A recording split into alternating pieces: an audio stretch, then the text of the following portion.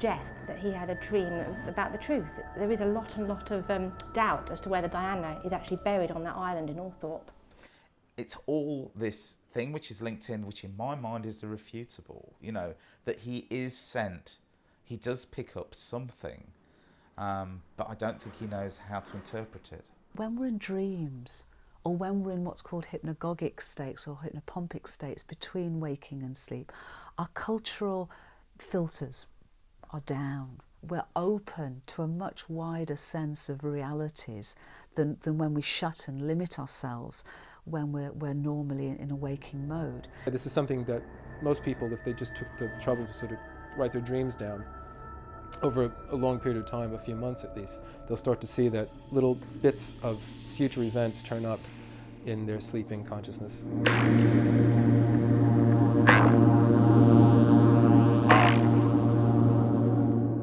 We have no idea what we are as human beings, what our personalities and consciousness can hold, and how we can affect the physical body.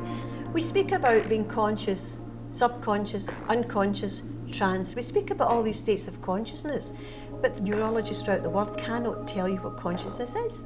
They can't tell you where your consciousness lies. Well, the bottom line in all of this is we don't know what's going on.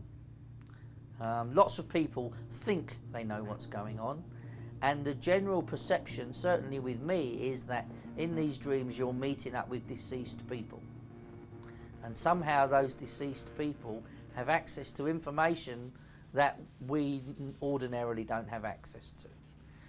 I do believe in precognition. I've had precognitive experiences myself, and what's now emerging is an understanding by science as to perhaps how precognition can work. So when we have precognitive experiences, we're tapping into that causative level of reality before it becomes crystallized in the physical world.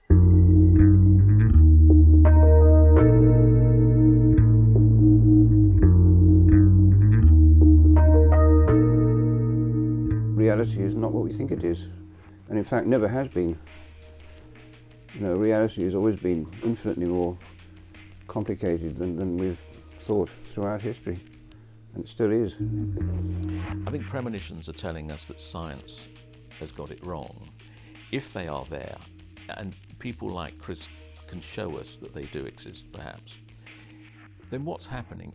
We are spiritual beings. There is far more to us than the body and the mind and the brain that's within our head.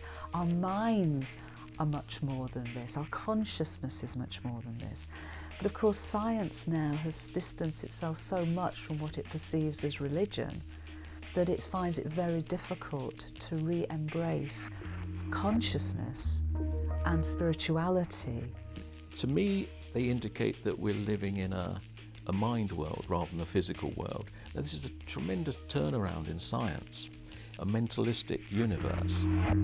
Despite the frequency of reports from people who claim to have premonitions, there is no solid scientific theory as to how a premonition may occur.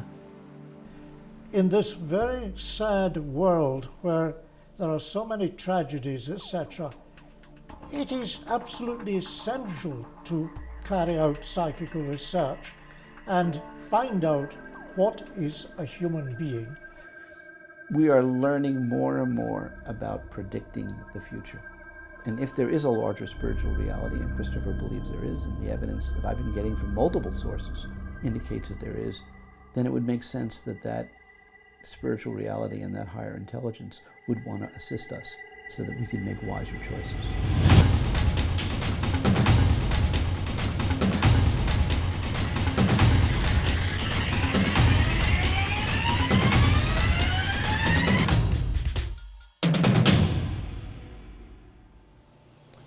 Good evening from the heart of London. 24 hours ago, I was standing right here celebrating one of the greatest days in the history of this city. Tonight, we're reporting on one of its darkest, the day London came under terrorist attack. I need you to move this way, please, as quick as you can.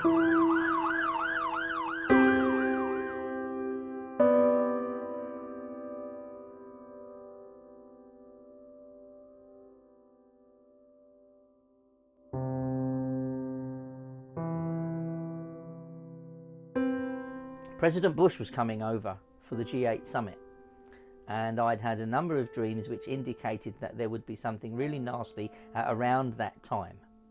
And my main concern was something going to happen up in Scotland?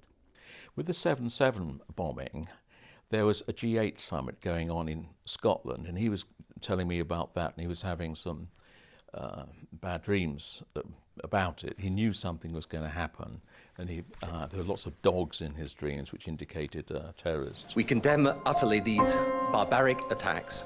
The attacks caused chaos. All public transport across the capital was brought to a standstill. Hundreds of thousands of people left stranded, shocked and afraid. One or two of the dreams indicated railway tunnels, and I was actually in the London Underground, and I felt, right, this is not Scotland, this is London. These are the notes he gave me. It shows tunnel, bang, heard 2 bangs, explosions, soot, smoke, smelled meat burning and so on. And to be honest, that's what happened. They struck in the rush hour, targeting London's commuters on this bus and on several underground trains. A tactic designed to cause maximum casualties and disruption. It was the deadly attack this city had been dreading.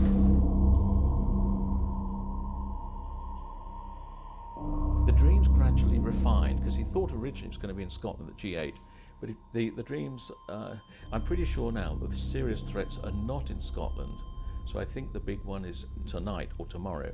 His dreams showed snow, which means that something is imminent.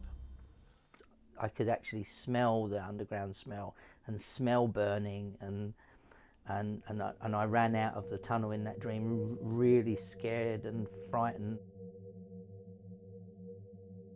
The night before the London bombings, I sent my last message to the United States saying, all I can now do is pray.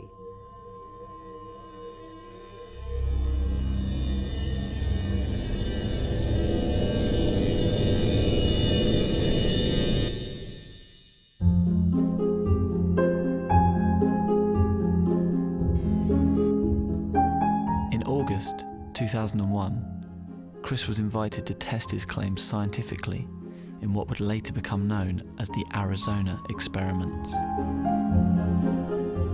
The Arizona experiments could have been set up to be an absolute blockbuster. Certainly the videos are quite infectious in the sense that, one feels the excitement, and one should. This is a very exciting, extraordinary set of experiments. But again, it comes back to the fact that once the dust has settled, one then has to produce an extraordinarily rigorous presentation for it to be convincing to the cold reader. Extraordinary claims require an extraordinary amount of convincing.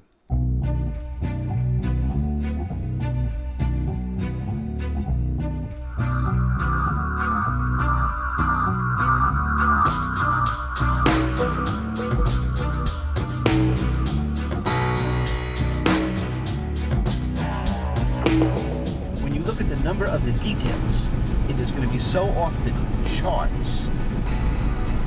But I'm not telling you where to go. No, I know, I understand.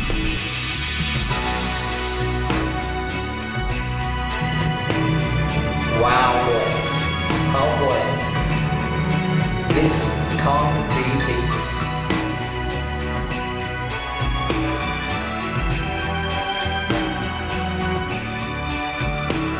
It'll never get better than this. Yeah, this is like Laurie Crow's double white crow experiments.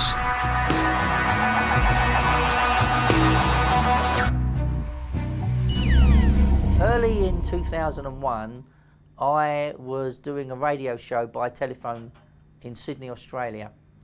And a couple of people heard me talking and sent me emails saying, have you heard of Gary Schwartz, professor in Arizona, that conducts experiments?